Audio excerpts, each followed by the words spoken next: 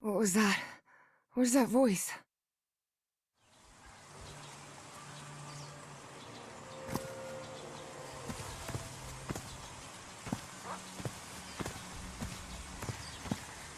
This is the story of a young girl. A girl who had strange and disturbing dreams.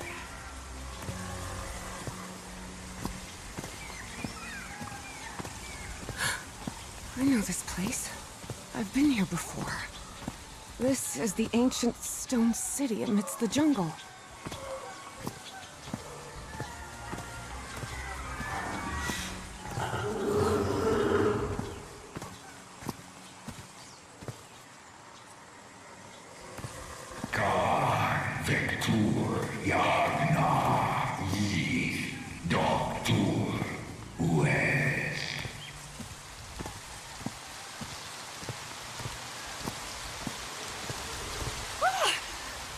Oh, sweet Jesus. Okay, ignore him. Just ignore him. It's not gonna hurt you. Just keep going.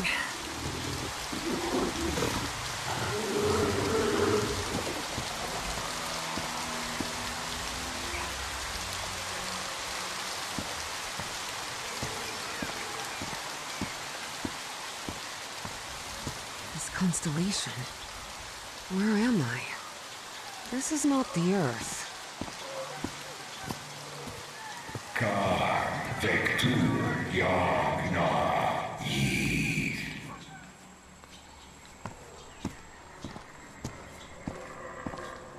Kan Vector Yagna Yith. In other words, find a statuette and save my race.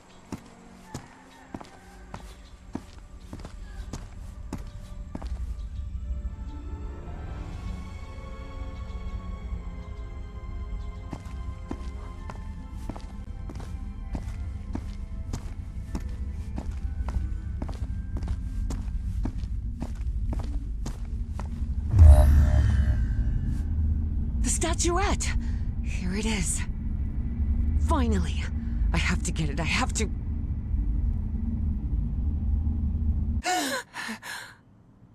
This is the story of Evie Drayton.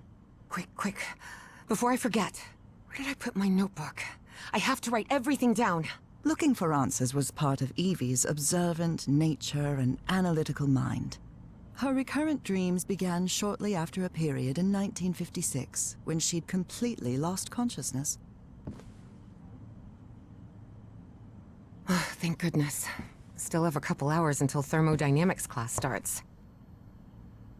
Uncle Mo showed me a trick or two when I would help him in the motor shop. Tinkering with gadgets always puts me at ease. I was lucky to be accepted at Miskatonic. It was one of the first universities in Massachusetts to admit non-white students. I couldn't leave my science fiction book collection in Benoit.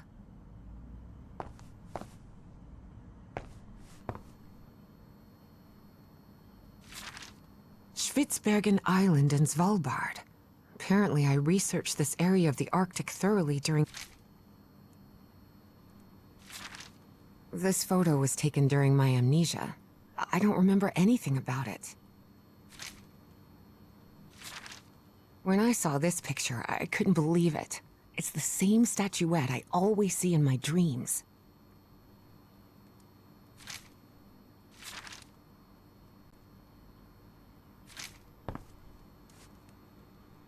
Oh, here it is.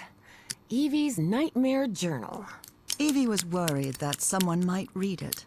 That's why she kept it locked away under that complicated padlock.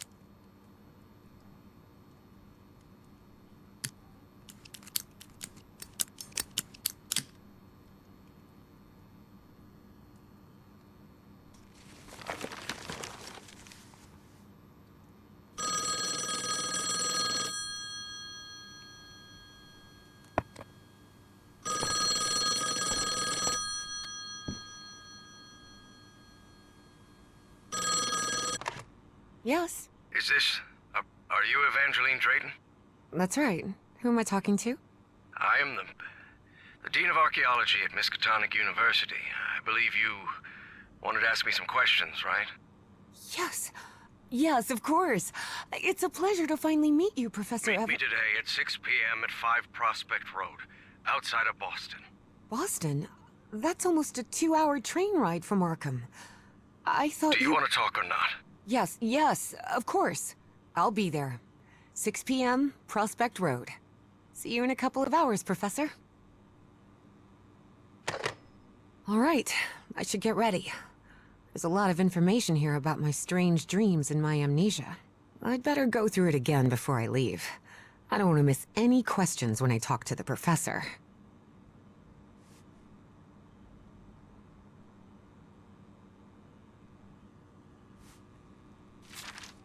I wish Papa had never taken that job in San Francisco.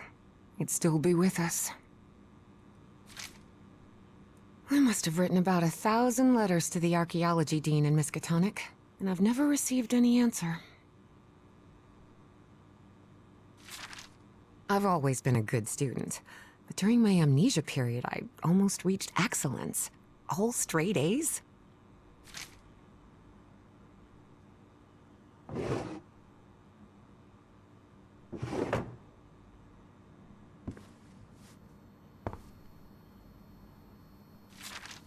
This scary fellow that haunts me in my dreams is a Dimetrodon. He roamed the Earth 270 million years ago. Julian, Beatrice, Herbie, and I, we're always together. Beatrice, along with me, is one of the few ladies studying physics at Miskatonic. I've searched every astronomy book at the Miskatonic Library, but none of them contain any reference to this constellation.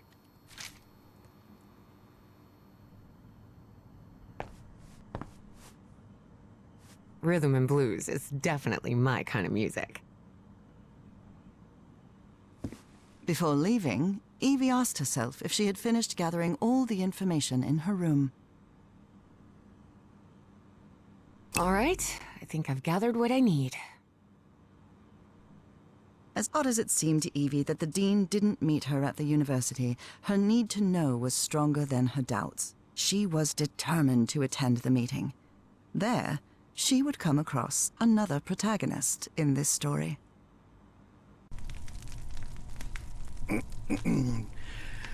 So, you have finally decided to talk to that young lady, Professor. Yes.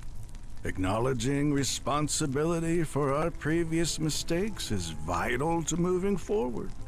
You've taken a crucial step in... Listen, there's no need for us to talk, Doctor. The only reason I let you into my house is because you insisted it was necessary to prescribe my medication. This is also the story of a sad, guilt-ridden, and lonely man. This is the story of my husband, Professor Harry Everhart. Yes, I know well enough that discussing the effectiveness of our therapy sessions with you is futile. But you need to understand that therapy is just a part of the whole treatment. Without it, I can't go And ask whatever you deem necessary, and let's get this over with as soon as possible. Fine. What about your position as dean at Miskatonic University? We talked some time ago about your relationship with work was somewhat obsessive. I didn't say that. You did. Well, you told me you practically lived secluded in this very home, and the only thing that drove you to leave it was your job obligations. So, how would you define that?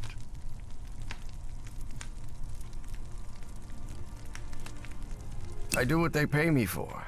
Teaching, student assessment, and certain logistical duties fall within my responsibilities. Cheering at the Miskatonic Mariners football games does not. And are you happy with that? With your life now? What kind of question is that? Well, I'm asking it because it sounds like you're subjecting yourself to a kind of self-punishment. I am not. Next question. There's another topic you've never wanted to delve into, Professor. Would you now be open to... You're going to do it anyway, so go ahead. Okay. What happened to your wife, Professor?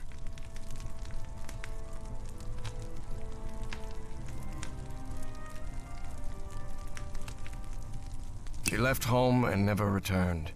Harry hated giving details about my absence, for lack of a better word. Especially if those details meant talking about a certain expedition. I see. And how do you feel about that? What's my wife got to do with all this? You see, the reason I'm asking, Professor, is because when we began therapy, you mentioned visions. Some sort of oily shadows casting themselves on the wall. You mentioned those visions began shortly after whatever happened to your wife. So, tell me, do you still see those shadows, Professor? No, not since I started taking the medication, at least. Harry had tried everything, and none of it worked. Not even the medication that helped him sleep could take away those oily shadows. But he kept it to himself. Listen, there is something different I want to try in today's session. I believe hypnotherapy might... Don't even think about it. Hypnotism is a scam. Professor, with all due respect, I believe you're mistaking mesmerism with hypnotism. Even so, if you want me to prescribe the... You won't give me my medication unless I submit to your quack experiment, is that it? I'm deeply sorry you see it that way, Professor. But I need you to trust me in this. Then go ahead. Wave a pocket watch in my face if that's what you need to do. There's no need for pocket watches, Professor. The sound of a metronome will be more than enough. I need you to relax and free your mind. And think of something pleasant. A fond memory, if you will. Something that took place here, in the Everhart Manor. A fond memory? In this place? It wasn't easy for Harry to find a fond memory in the same manor where he had spent an extremely unhappy childhood. Maybe. Maybe. December 1930. The last Christmas my wife and I ever spent at Everhart Manor. She insisted on coming, despite my parents never approving of our marriage. But that was the kind of person she was. Interesting. Tell me more about it, Professor Everhart. Every time I gave her a present, I prepared a little scavenger hunt. She loved it. She loved solving my stupid riddles. As you may have noticed, this story has more than one protagonist.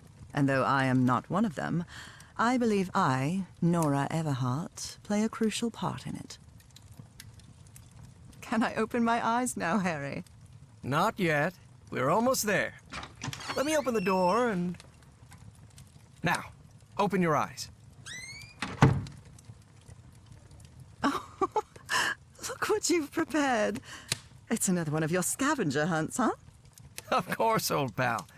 Now, if you want your present, you'll have to earn it. Can I use my journal to write down clues? Well, technically that's against the rules, but I'll turn a blind eye this time. You're so kind.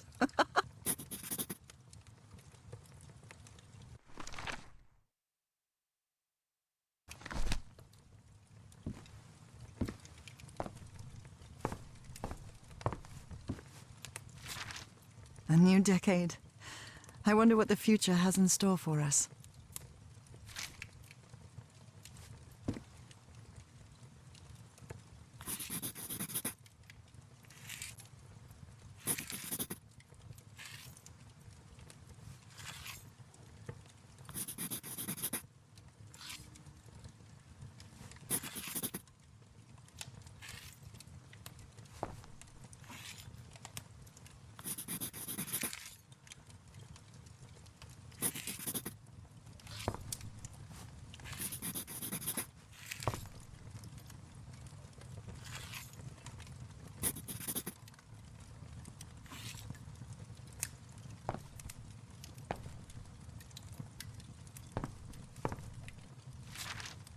Oh, look at your sad little face in this photo. You know me. I've never been the life of the party. Wait. There's something wrong in this memory. This wasn't... Ignore it. Focus on that moment. Your wife. That happy memory.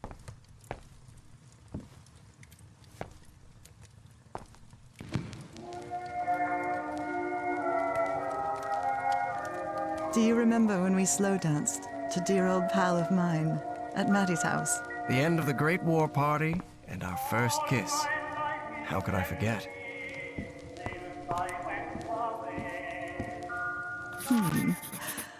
What are you up to now? Oh boy, what a drawing. Is this supposed to be a tree? I'm seeing those oily shadows in here. Why am I seeing those shadows? Focus, Professor. Keep remembering.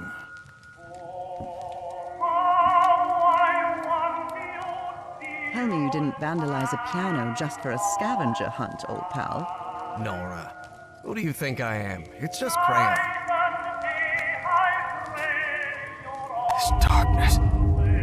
Everhart Manor. But my house is not... Professor, don't drift off. Keep going.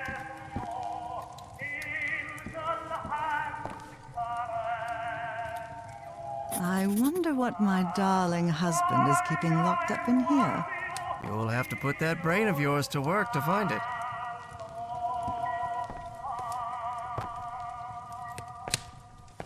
I swear, even in a painting, your father's stare sends shivers down my spine. You know you're looking more like him every year. Nora, for the love of God, don't even joke about that.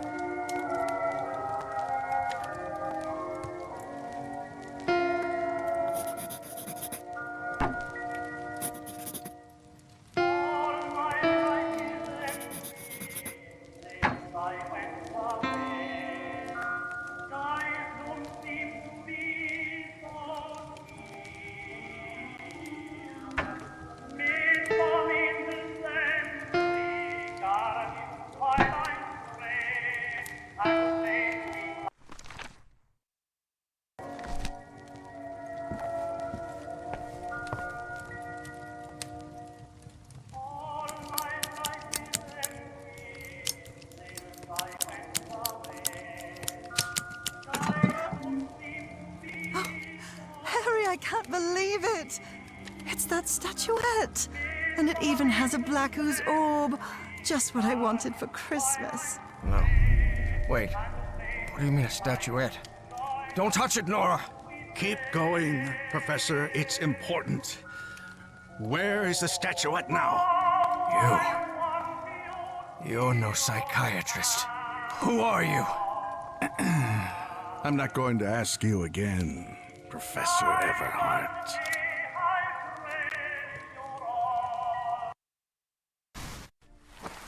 Shortly after Harry's peculiar hypnosis session, Evie finally arrived at Everhart Manor. Prospect Road 5. Here it is. Professor Everhart. It's me, Evangeline. Wait. What is going on here? Professor? Is everything all right? Most people would have turned away and left, but not Evangeline Drayton. She had been waiting for months to talk with the professor. No way was she letting it slip away. So, she decided to climb over the walls of the Everhart Manor.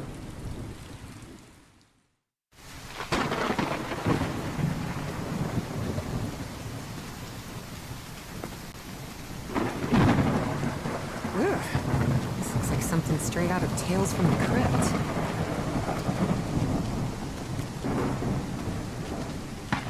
Hey, that window is open.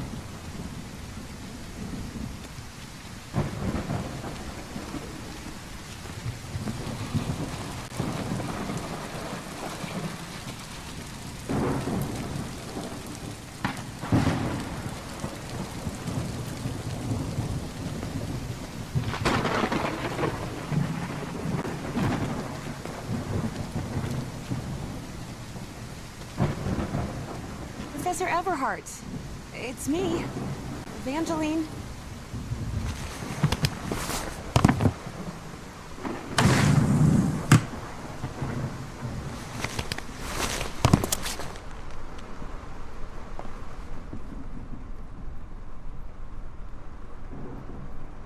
It appears the Everharts have been quite well off for generations. Or so they used to be. The Everhart children, Harrison, Madeline, Richard, and Donna. That must be Elizabeth Everhart. She looks sad. This fellow really looks like the professor, but it's not him.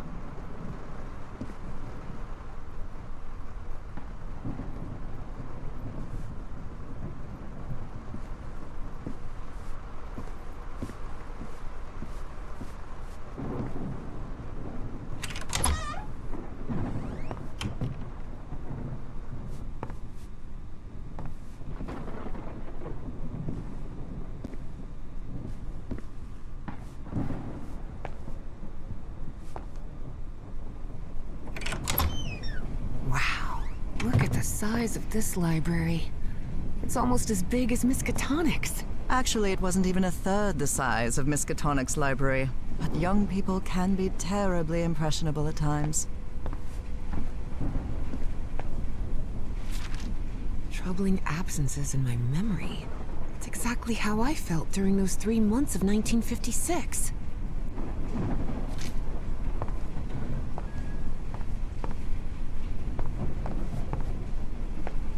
What on earth happened here? I wish this fireplace was lit. It's bone-chilling cold in here.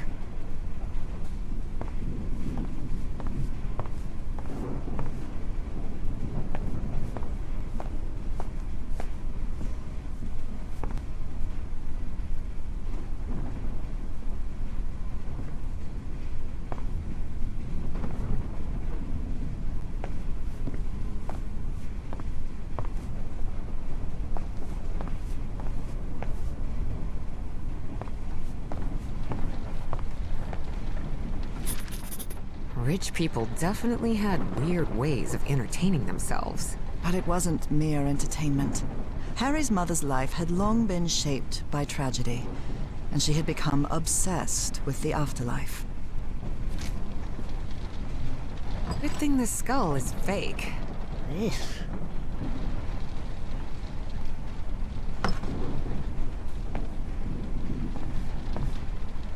Is this young man Professor Everhart? It does look like him. There's something written in Latin on his frame. Non possumus.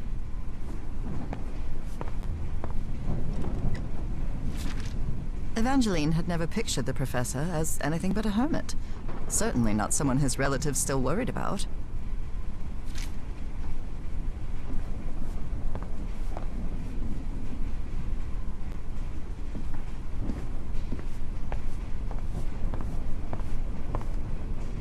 Darn it. This door is locked.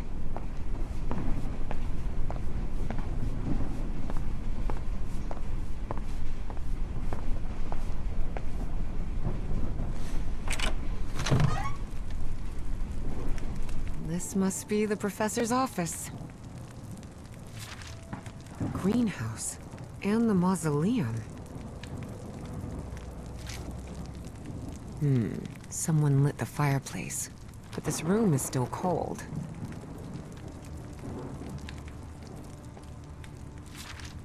Astrology is the most utterly stupid thing I've ever come across.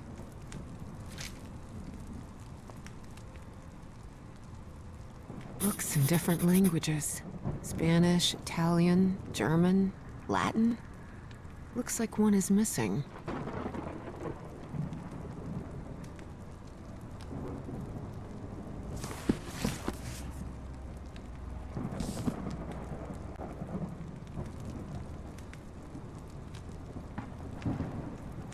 Professor had another appointment today with a therapist.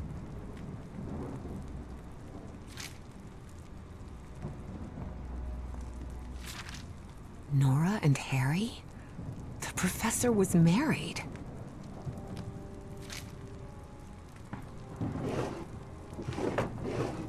A key. I wonder what this opens. A key.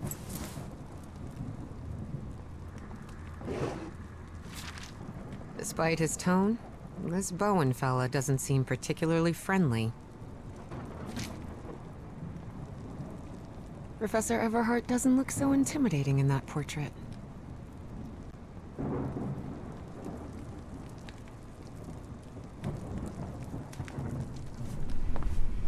Dyer was my applied geophysics professor. He was very strict. Strange character.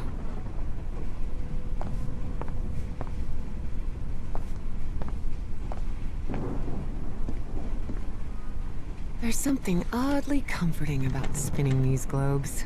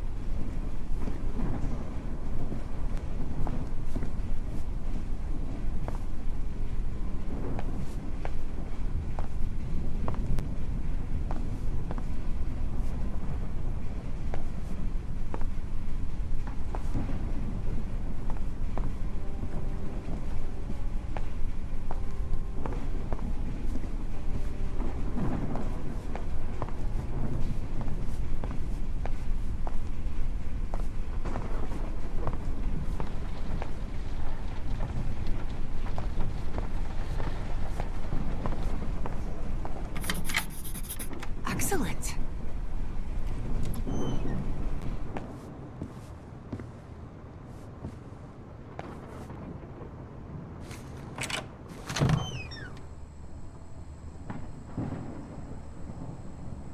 Ripped canvas. The man's definitely a dead ringer for the professor.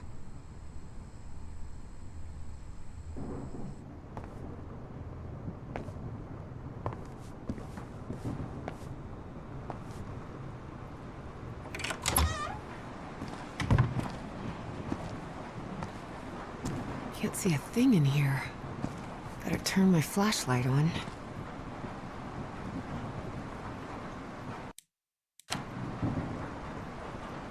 Evie's last remarkable trait was her extraordinary memory, a gift I was never blessed with.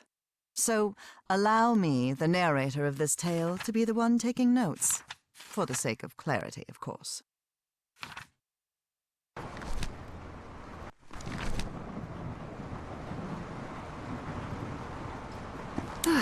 Much better. These tools haven't been used in a long time. That explains why the garden was an absolute mess.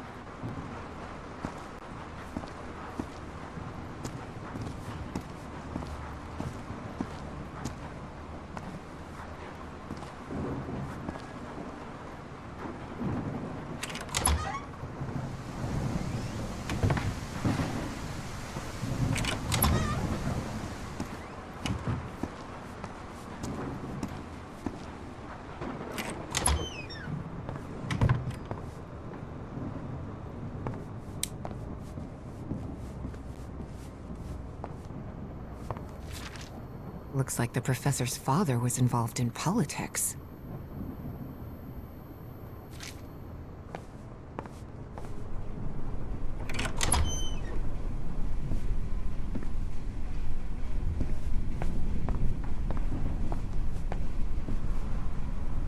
Torn canvas. The frame reads, Sed Futura. There are a lot of pictures of that fireplace. Only shadows. Beginning to suspect the old professor's lost a few marbles.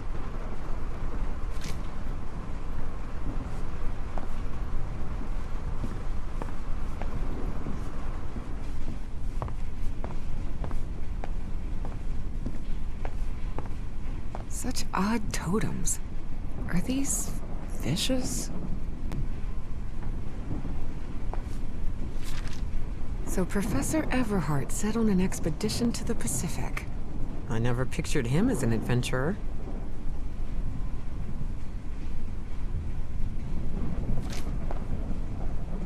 That expedition must have been quite important for him. Oh, it had certainly been important to him, and to the other expedition members.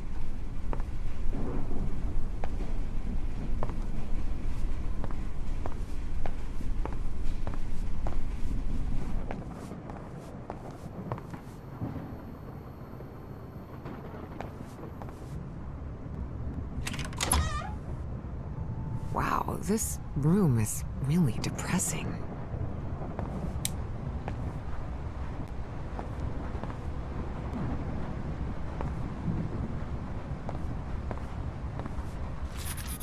Looks like a shrine of some kind, dedicated to a woman.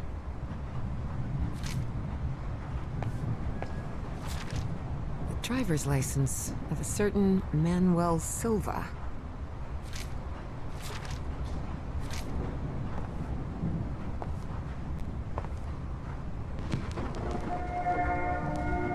Under different circumstances, I might have found this song beautiful. But at the moment, it sends a shiver down my spine.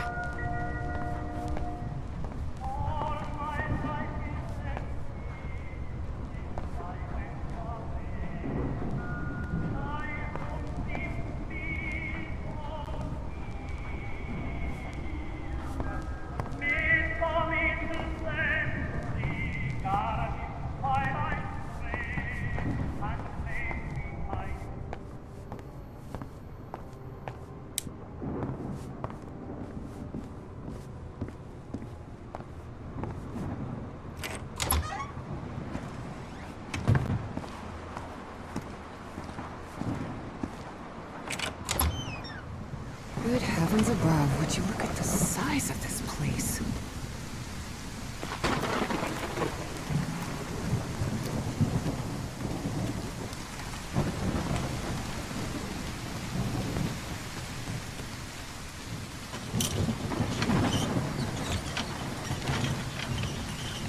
It looks like there's a symbol carved into that bucket. Is that a fish?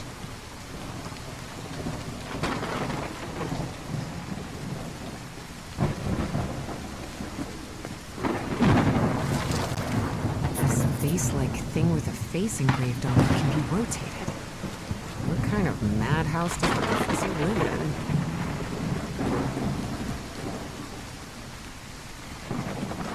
in? It's raining cats and dogs here.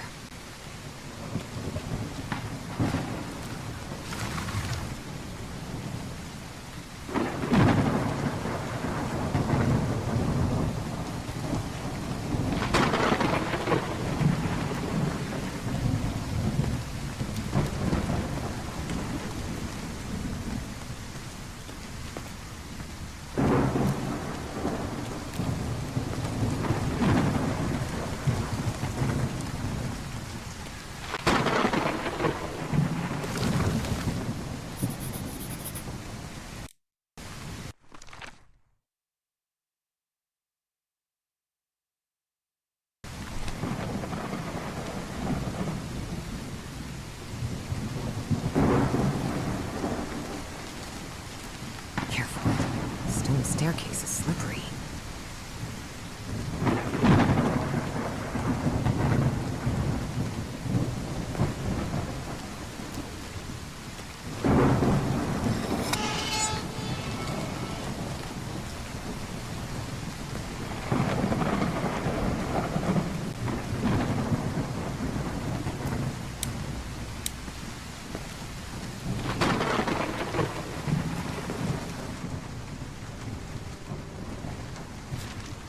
Hidden room?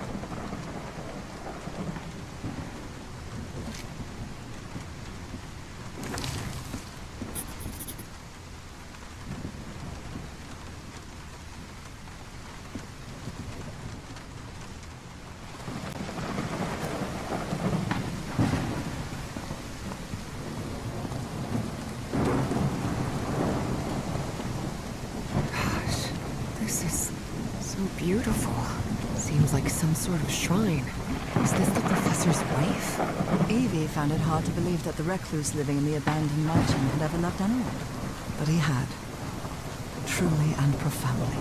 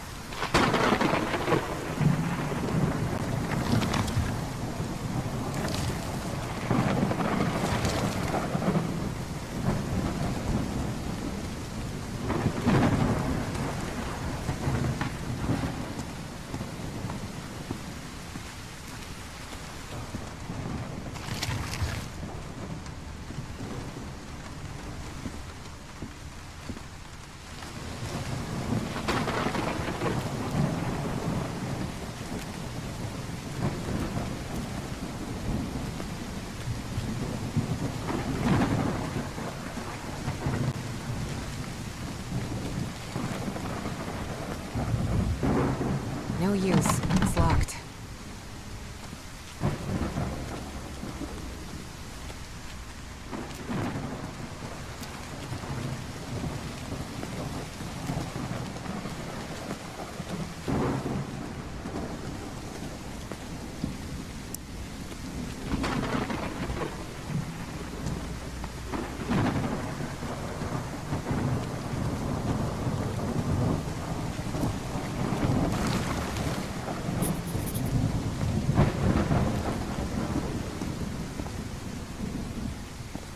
What kind of a door is this? Doesn't even have a lock. Just some symbols.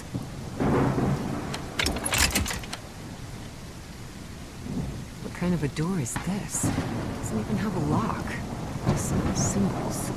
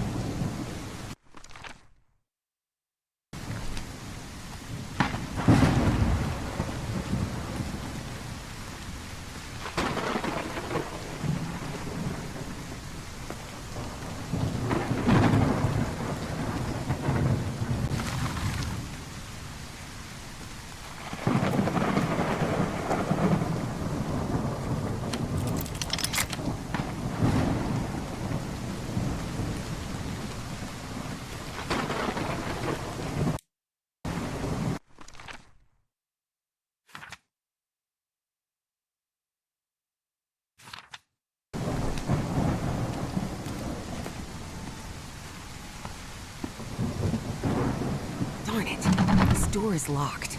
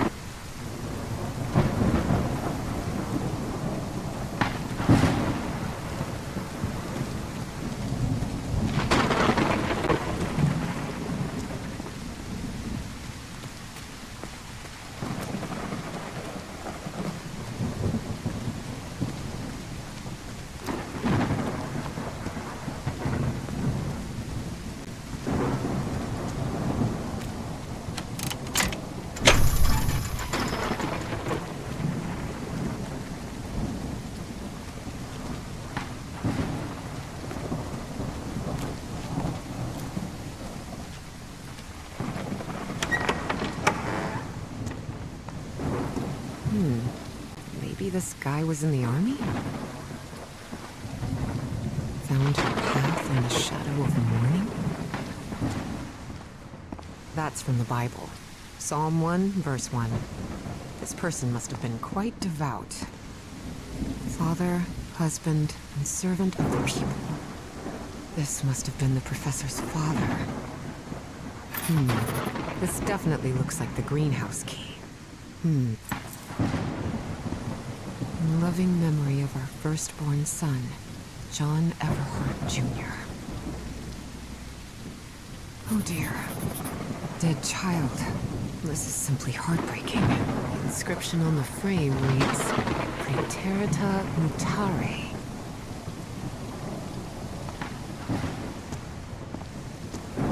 Harry rarely spoke of his brother John, mostly because he had never known him.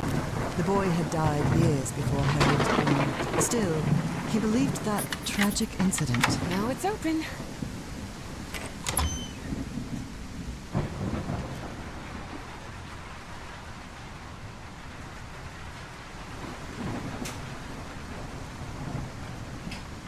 The professor really seems to be interested in botany.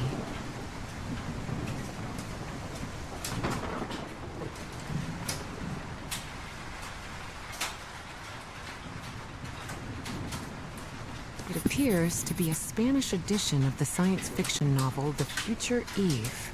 I'll keep it, just in case.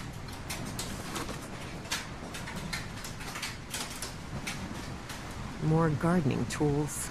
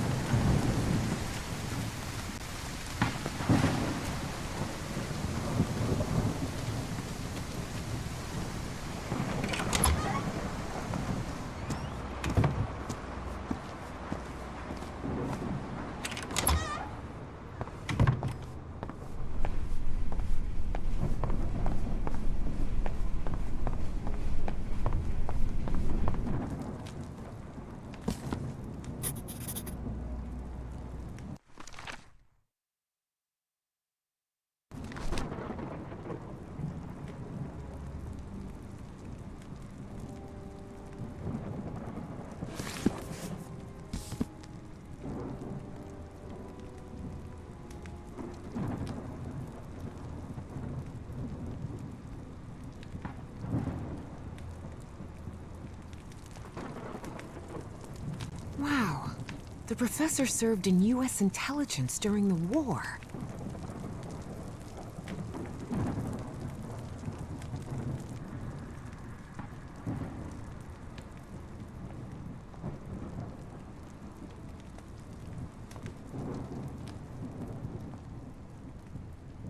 A lapel pin with a rather peculiar emblem.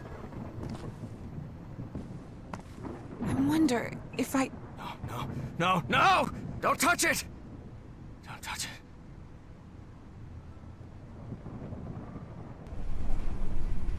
Introductions between strangers are always a bit awkward. But in Evie and Harry's case, things were even more uncomfortable, due to the unusual circumstances under which they had met. How are you feeling, Professor? Considering I was assaulted, knocked unconscious, and someone tried to rob me in my own home, I suppose not all that well. Evie didn't know where to start. So, she took the most formal approach. We haven't been properly introduced. I know who you are, Miss Drayton. We had an appointment today. And I can also imagine what it is you want to talk to me about. Evie was taken aback. He knew?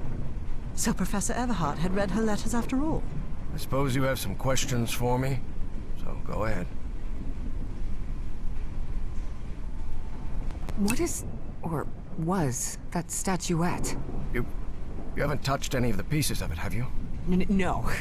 You made that very clear. Good. Because that black orb is made of... Harry thought of telling her the orb contained the blood of an elder god that came from beyond time and space. But he chose not to frighten Evie for now. a very dangerous substance.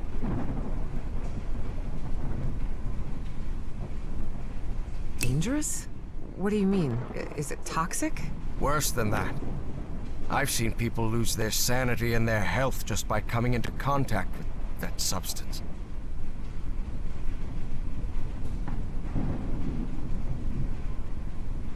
Who's responsible for all this? For the robbery? Dr. Frog in the throat. Who? My psychiatrist. Or so I thought. I never should have brought him here. I've been too careless.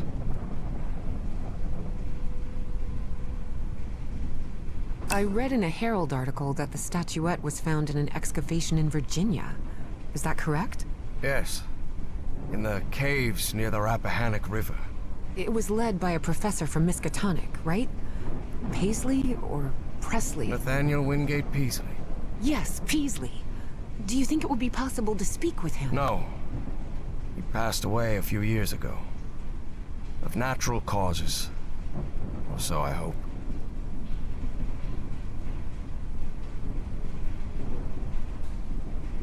I thought the statuette was in the Miskatonic archive. Yes, well, I brought it here for a research project I'm working on. About ancient civilizations. Harry couldn't come up with a better excuse than that. Because I've hidden it in my own house to keep prying hands from succumbing to the terrifying powers of the Elder Gods sounded infinitely worse. Statuette is in pieces. What happened? I destroyed it. You destroyed it? Yes. It was better than letting it fall into the wrong hands. Evie felt frustrated. After all the effort it had taken to get Professor Everhart to agree to talk with her about that statuette, and on that very day, that curmudgeon shattered the relic into 1,000 pieces. But there has to be more, right? More of those statuettes. I really doubt it. Are you sure? Because I'm convinced of it, Professor. And why are you so convinced of that? I've seen them.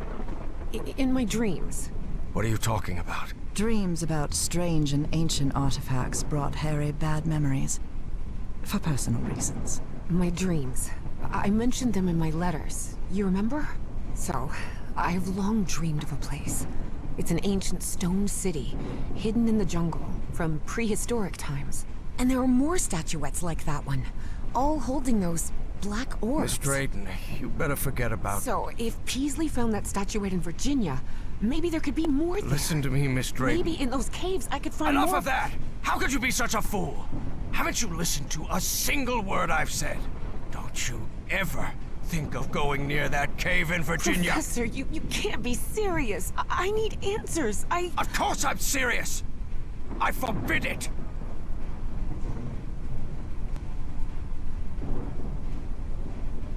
Would you stop yelling at me? Grumpy old jerk! Look, I don't know who you think you're talking to, but nobody speaks to me in that tone. And what have I done to you to be so mad at me anyway? Because as far as I know, if it weren't for me, I'd still be locked up behind that fireplace. So you can talk to me till you're blue in the face, but you're not going to forbid me from going anywhere. Do you understand me?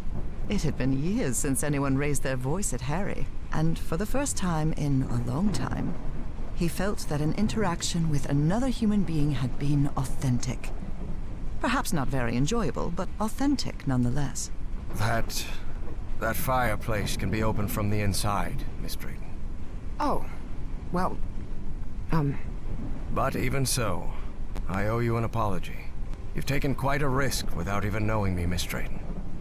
So, thank you. all right. Apology accepted. You're completely determined to go to those caves, aren't you? Yes, absolutely. You're right. I can't stop you from going to Virginia. But how do you plan to get there from Arkham? Well, I don't know. I hadn't really thought about it. I don't think there's a regular bus service, is there?